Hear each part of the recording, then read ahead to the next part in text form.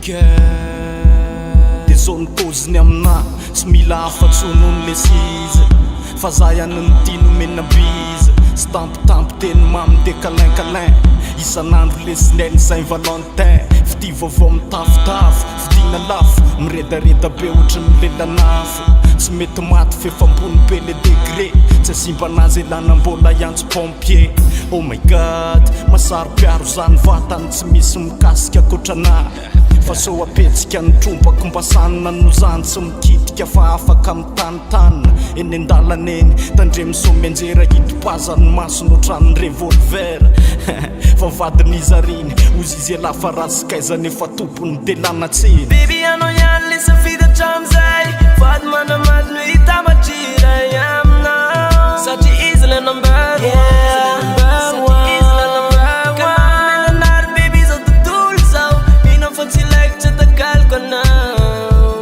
Mahasaropiaro ay mbola ianao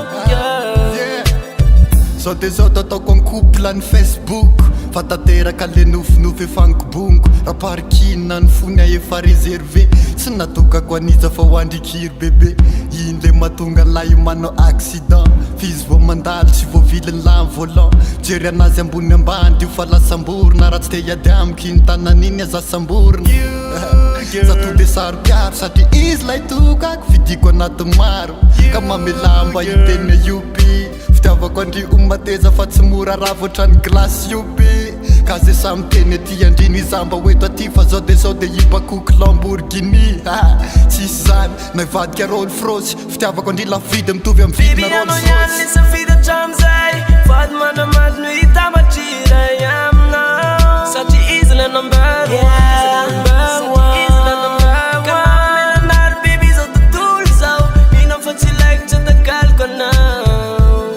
Mahasaropiaro ay mbola ianao girl tsy avelako isikasika fa nany singambolonao mahasaropiaro ay laofiko efa vitanao gadasitra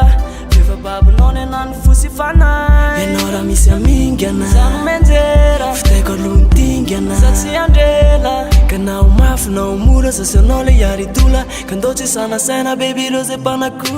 Baby anao ihany le safidy hatramizay vady manamaty no hita matriray aminao satria izy le number one. Ka baby zao tontolo zao minao fa tsy laiko tsy atagaliko anao mahasaropiaro